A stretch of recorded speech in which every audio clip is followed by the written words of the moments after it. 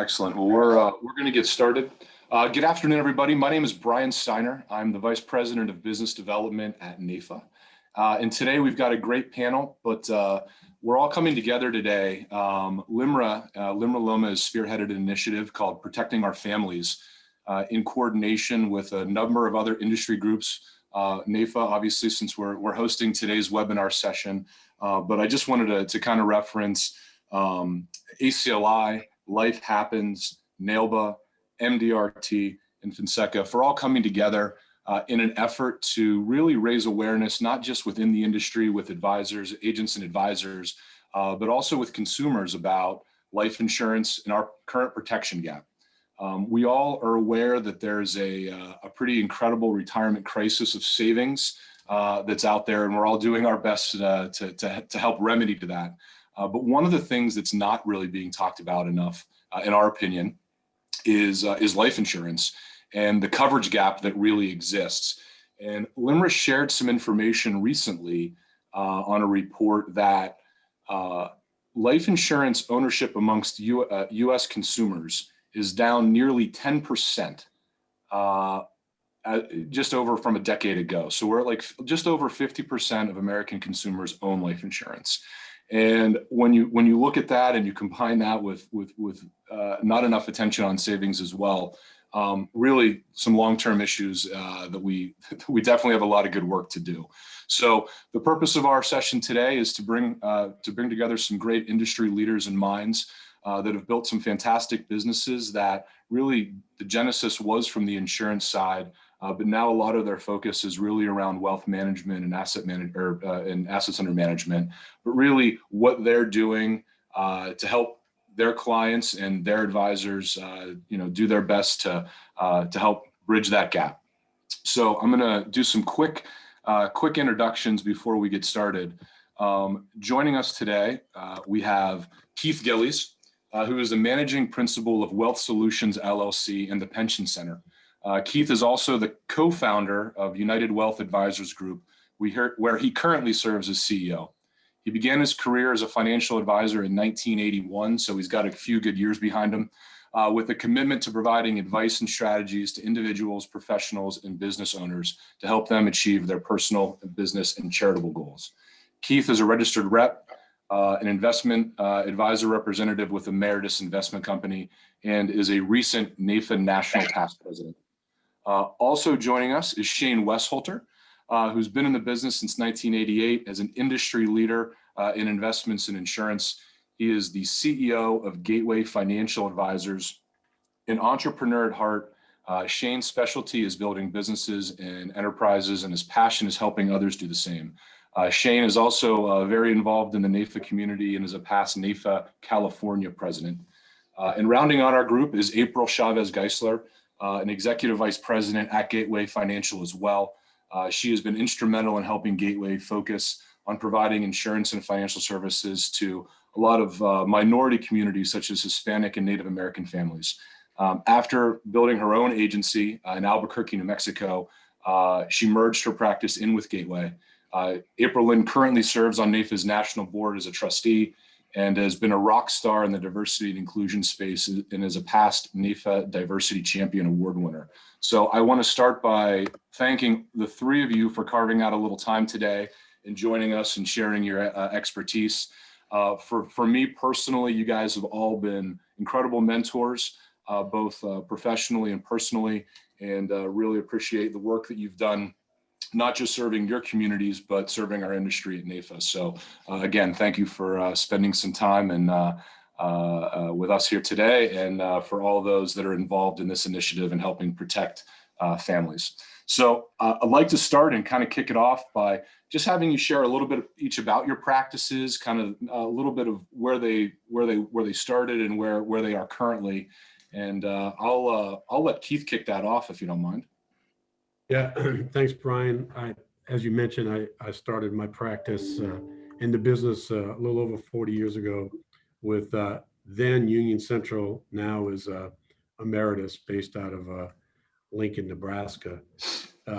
About 20 years ago, I transitioned my practice to be fee-based financial planning. I am a CFP.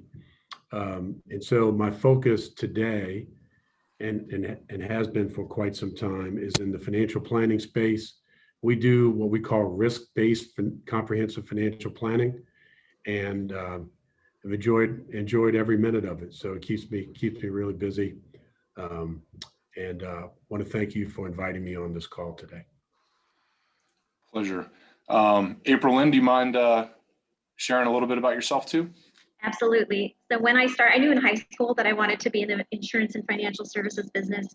So I started off with Ameriprise Financial, and then I went to Northwestern Mutual, a company that we all know well. And then I was a property and casualty agent, but I still kept my licenses, my financial services licenses. And I was always very passionate about helping people to take care of all of their insurance and financial needs. Now my practice has turned a little bit more towards the asset protection side. And I am able to not only work with clients in my practice, but also work with other advisors to make sure that they tool and retool their practices so that they are productive and helping as many clients as possible. Excellent. Thanks for sharing. Shane, do you want to round that out? Yeah, absolutely. Probably echo there on your side, maybe, April.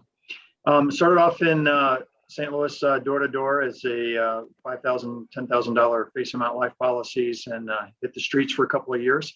Then got with Franklin Life, American General, went independent about 25 years ago, and started working more towards the financial service side. So what we have built over the years, as you mentioned, a number of offices across the country. We focus, as Keith said, in comprehensive planning. Our focus is really about providing dignity when it matters most. So we talk about what if you live, what if you linger, what if you leave, what's your legacy. We'll help you take the if out of life and have dignity to the day that you die. So I think really it's about wealth management. We do a lot of wealth management, but we also then focus on protecting those assets so that they don't have to spend them down because they didn't do proper planning. Very good. You know, when I, with the statistics that I referenced at the onset, you know, that we've seen a decline in life insurance protection by consumers over the last decade, really down 10%. And when you think about information accessibility and all the things that we can do virtually and online now, that actually is quite staggering to me and actually surprised me. When I was in production years ago, I know that a lot of people getting into the business really wanted to talk more about money management, wealth management, AUM. It's definitely the sexy stuff, and for a lot of people, I completely understand. But foundationally, protection was always at a key for at least my education when I got started in the business. Do you think that's still consistent today? What do you think? I'm curious as to what your thoughts are, why we've seen that decline. Keith?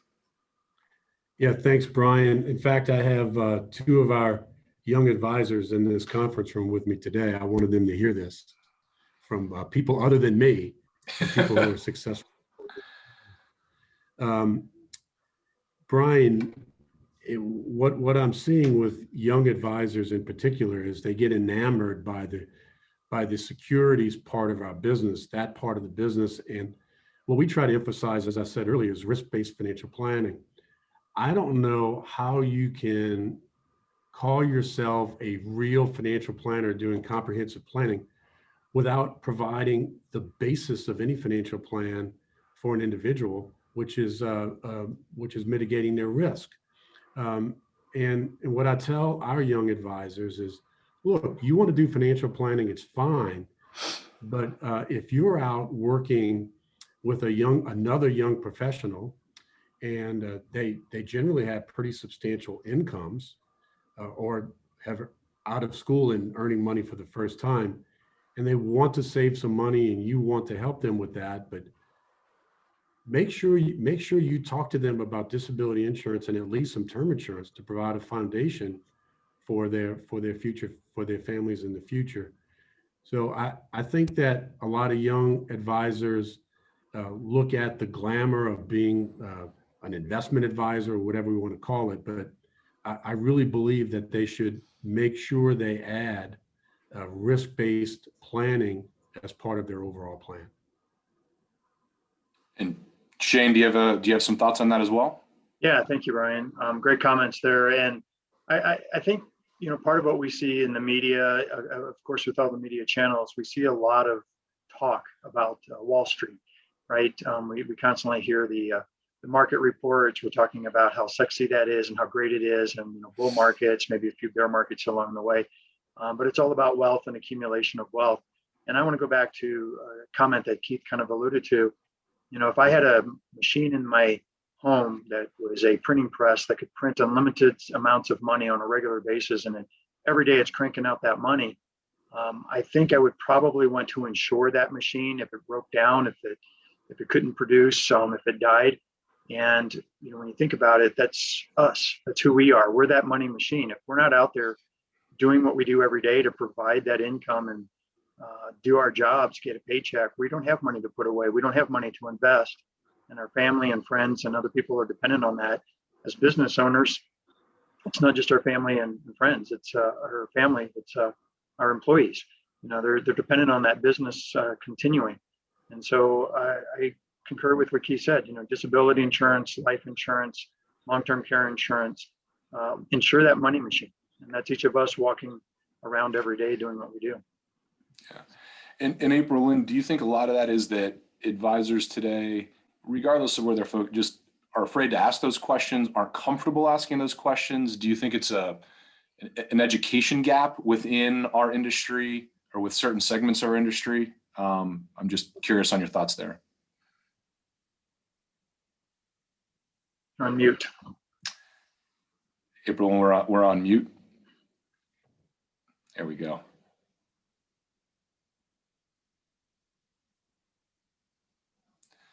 In the COVID age, we're all going virtual. Nothing is perfect, and we always have to roll with some slight technical challenges, which I think we all experience on a day-to-day basis. So if we can just give one quick second, I just want to double check. April Lynn? Okay, testing. You're I've back. unmuted. Awesome. Really? Yeah, you're back. Welcome All back. right. So back to the question. I feel that advisors do not always feel comfortable or don't have the knowledge in order to bring up all aspects of the insurance side. We as financial professionals have a fiduciary duty to help people to plan for the unexpected and of course the expected. And part of that entails making sure that they have the coverage or access to the coverage, whether it's from us or a trusted professional in the industry that we work with, to make sure that they are getting the right coverage. Who do they look for to get that coverage? And the regulators are starting to be stronger on that and making sure that the advisors are either recommending that coverage or getting them in contact with the right people to get that coverage. Excellent. And with your firms, obviously, it's quite obvious that the protection side for the three of you is evident within your practice foundationally. Shane, with advisors all across the country, is that a consistent message you share when you onboard new individuals or firms into your network? Is it obviously it's probably important culturally that you're all on the same page, but for those that are more investment focused, kind of what is your message, or is it encouraged or in some capacity to get them talking more protection? Yeah, absolutely. We do, definitely stress that, and we want to create that culture. The challenge, I believe, especially now, is it's overwhelming. If you're trying to do wealth management as well as provide insurance protection and comprehensive planning, there's just so much to know, so much to learn, and so many different products and options out there. So part of that is understanding who they want to be, what they want to do, what do they want to be known for. So I sometimes position it this way, you're a doctor in a hospital, or you're an attorney in a law firm, and you may have the background and the knowledge to do everything that every doctor in that hospital can do, or every attorney in a law firm can do. That being said, if you want to specialize and be that wealth manager, and then I would suggest that you surround yourself with a team so that when that person needs those other services, you can refer them to that other specialist. So I know that for me personally, I have attorneys that focus in various areas, right? And you use the law firm, but maybe a different attorney for whatever it is that we might need that day, whether it's contract law or IT, protection. Same in a hospital. I go to a hospital for a heart surgeon, but if it's an ears, nose, throat issue that it comes up, they're going to bring in another doctor to do that. So I would really encourage people to maybe not try and do everything yourself, but definitely be aware of it and be that quarterback, if you will, on the team that says, I'm going to help you call the plays, but I need a whole bunch of people here around me to pass that ball over to get the job done. So we definitely put that culture out there. We push that and we try and work as a team. No, and that's fantastic. Obviously, teaming is you're seeing a lot more of that. I feel like in the past, there might have been people trying to be one person wrecking crews. And now people, I don't want to say put their guard down, but have, really built out their trust tree and who they work with and build some really powerful relationships to help bridge those gaps. Beyond internal teaming, and I'll direct this to Keith, what are your thoughts? Obviously, when you look at more of the real RIA investment focus people, whether it's, some of the bigger like Raymond James type shops that, obviously get involved in some protection, but have you had any experience in teaming kind of outside of your firm, Keith, or what do you have to say to those folks that, are investment focused and maybe might be missing the boat a little bit as far as building out some centers of influence? Great. So, Brian, we do a lot of external teaming with high-end or highly specialized other advisors, maybe CPAs or attorneys across the country, and we team with them on clients. But that's probably the people who are on your panel today are in a little different situation than what I'd like to focus on are some of the younger advisors and talk about how they can team up. Again, I've got a couple in the room today. We have some others, and my son is a relatively young advisor, but he's a specialist in disability income. So he works with other agents and advisors across the country, and he comes in as their disability expert. And to Shane's point, we have promoted that same concept. He used mostly the physician type analogy. We use the law firm analogy that if you come to us, I don't have all of the answers for you, but we have a team of experts. So when you bring a team of experts for your client, then we can bring someone in who knows very specifically how to deal with a particular issue you have. And that can be the same thing on the risk side of this. So today we have two of our younger advisors. One is really, really good in the insurance and the disability space, and one is really good on the investment side. And those two have teamed up, and it's working out really well. So that's an internal team. There's also the external team where you can reach out to people who may be an expert in some type of universal life insurance or disability income insurance. And the beautiful thing about NAIFA is that as you get involved, you meet these people across the country, and then you can work together. We've worked with Shane on some cases, so there's also that. So please do not discount the external teamwork opportunities. Yeah, and that's great feedback, because I hope for people that are listening now and that listen to this later as recorded and gets kind of repurposed through LIMRA's network, that they're open-minded to reach out and not be afraid to team and expand their resource network, because again, there's a greater good to be served here, and I think people are stronger together in collaboration. So one of the and ultimately for the industry, it's always easy to talk to people that have money, right? But there's a whole segment out there that may have money, but just need to understand how to prioritize it a little better or better manage it or understand it. Aprilyn, can you share some of your experiences in working with some of the different marketplaces that you've had some success in building out their education and trust there, and how it's so important to get into those communities to make sure that they have financial independence as well? Yeah, I believe that you have to go out to them to where they're at, or create a space in your office that makes them comfortable. And it's really been an eye-opener for not only me, but other people that I work with, that when you make a comfortable space that people come to and you tell stories, You talk to them about things that may not traditionally be a financial services conversation, but let's talk about budgeting. Let's talk about saving and building credit and all those basic things that nobody else is telling them about. So financial education, that has been very helpful to me to be able to help clients, because if I can help them to understand the importance of the things that they need to do to build their financial awareness, then they can be empowered to make the right decisions for themselves and their families. A lot of times I deal with women who are maybe in bad situations or coming out of bad situations, and they feel crippled that they can't do the things that they need to do because they don't know about the money. And so once they have that knowledge, they can make better decisions for themselves and their families. So it's very important that we share the knowledge that we have, not only in a traditional way about, you know, the investing portion of it, but some of the basics, and then they grow so that they can make good decisions, which also includes investing and, of course, protecting their assets. Excellent. Great. Thank you. And Keith, obviously, I know you reside in the New Orleans area. New Orleans is definitely a place that's seen its, some unfortunate natural disasters over the last, decade or so. I guess maybe a little longer than a decade, but obviously, been impacted by a number of unintended consequences. But from United's side, are you guys active in community down there and outreach and helping education and things of that nature? And if you are, could you share some of what you're doing?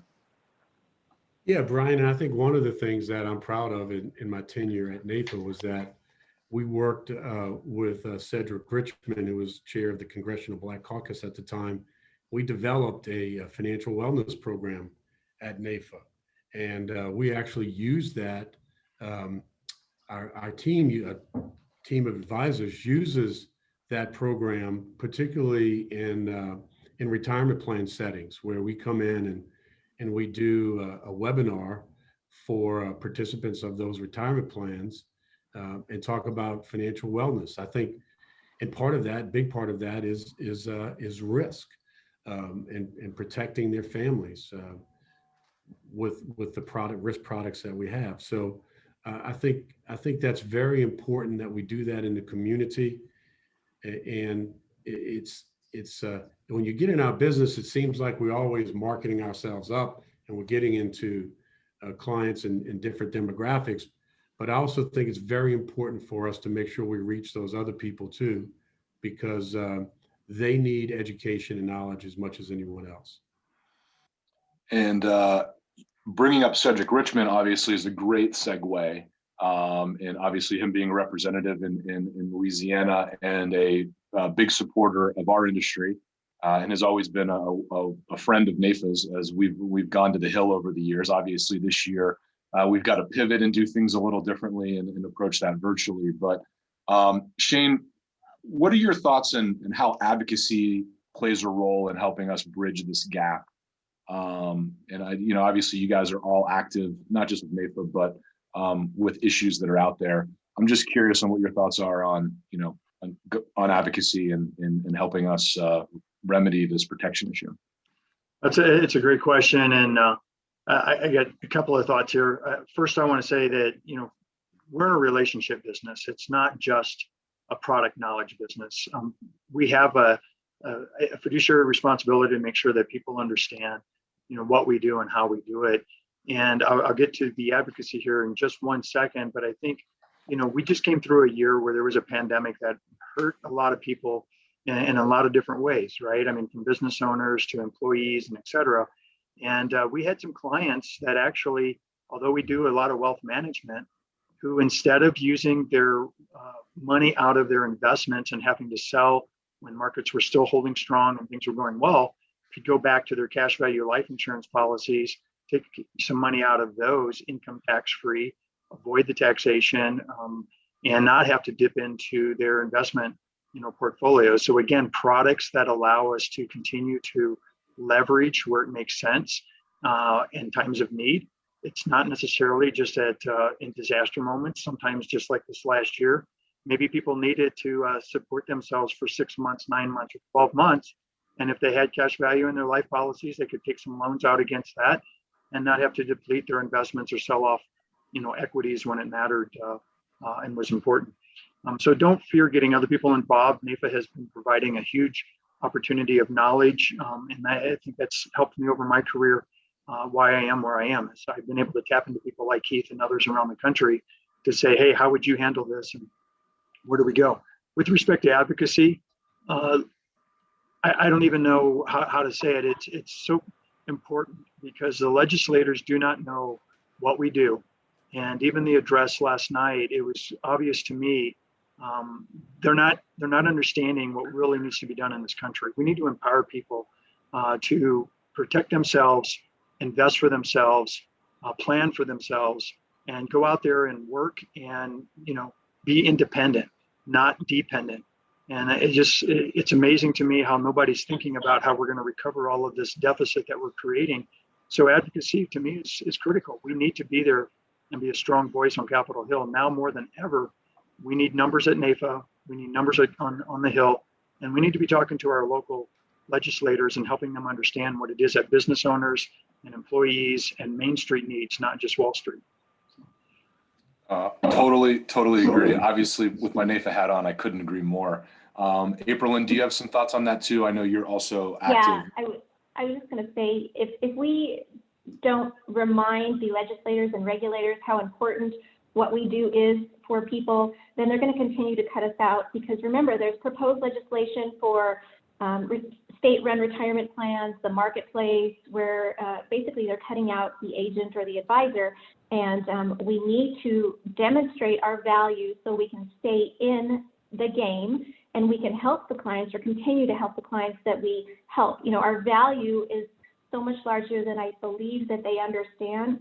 And part of that is that we have to get out there and share the stories and the successes and the things that we are doing for people every day, Main Street, not Wall Street. Very true. Keith, you look like you got some thoughts too. Yeah, I mean, I agree with both what my colleagues have said. I mean, advocacy is critical. This may be a very difficult year for our industry because of the tremendous amount of spending that's going on, and we know where they go to look almost every time for that. And sometimes, as Shane said, they really don't understand what we do. There's some short-sightedness because if we're doing the proper planning and risk planning and retirement planning for our clients, people are much less dependent upon government. So we just got to keep preaching. And Shane's right. We need to have numbers. Numbers talk on Capitol Hill. Well, one of the things that, because this is more of a financial focus, maybe presentation here in wealth management, one of the concerns that we have that's facing us is they were discussing doing away with the stepped up basis. So think about how that could impact millions of families across this country that, if I buy a stock at $10 and it's grown to $50 or $100 in value over 20, 30 years, I pass away, my heirs will not be able to take that at a stepped up basis if they get what they want. That's a huge taxation, capital gains or taxation or ordinary income, however they decide to do it. So just with things like that looming in the background and discussions being out there, don't think it's beyond their thought process to start taxing the inside buildup of 401k. If it reaches an amount and anything above that, they're going to tax, or the inside buildup of life insurance, or doing away with the stepped up basis. Those are all things that, whether you're on the wealth management side or whether you're on the insurance protection side, they're concerning. They're concerning for America and middle income people who are dependent upon having a way to save and accumulate wealth for themselves and the next generation. Very true. And for anyone listening, and just a selfless NAIFA plug here, our congressional conference is May 24th and 5th. We are opening it up to the industry. So if you're interested in better understanding the issues that face all of us in the space, I encourage you to tune in. One last thing that kind of pairs into a little bit of everything that we've talking about. The age of the industry is getting a little older. And if we've got new people coming in, I think we've got to collectively be on the same page to do a better job of recruiting and retaining into this service. Obviously, it's been an issue that's kind of plagued this financial services for, long before any of us got started, and even you, Keith. Getting people focus on recruitment, figuring out ways to keep them in the business, and asking those questions to look beyond kind of just the sexy investment. Because even if you're placing, it doesn't matter the type of insurance. I think we can all agree it's just getting the protection in place, because the life happens stories are moving. But I don't want to hear the tragic story. I want us to do a better job as an industry so that people have the protection in place, that we don't have to, everyone has to be down and out. So what are your general thoughts as parting from a recruitment of new advisors into this space? I think now is a great time to be in our industry. There's so much opportunity. The one thing that we did hear again, recently in the addresses from the legislators is education and how they want to provide education. Well, I want to say we need to provide financial education, financial literacy. That's what's going to change this country going forward. When people understand the concepts and how that all works, we need people coming into this industry today that have a passion to help educate people about financial literacy and how they can get ahead financially. So I would employ that anyone that you're talking to, or if you have sons or daughters coming up, let them get their education, but focus on that financial literacy side. It's going to be huge for us. And if we don't, we're going to have a bunch of people who just simply don't understand, don't know, they don't even know what to do or how to do it. And it's just going to become more and more dependent versus independent. Agreed. Remember, we will be dealing with and have dealt with the wealth transfer, and we have the younger generations will have more money, but they will need more help in order to invest and help to save or plan for the unexpected and expected. And there needs to be somebody to help them, a professional to help them. So if we can attract younger, newer people, even career changers to this industry, our industry will be better off for it, and we will be able to help more people. And Brian, let me just put a bow on that.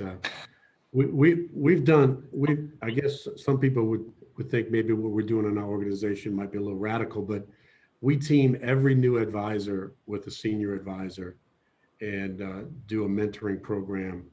And we also put them on a period of time where they're learning, they're going on cases without any pressure to close any kind of deals. So all of those times, that period of time is negotiated with each different advisor, but we want them learning the business so they can be better advisors. And we find that it's helping. Our retention rate is really, really high, because we're giving them the foundation in risk-based comprehensive planning that maybe they wouldn't have otherwise.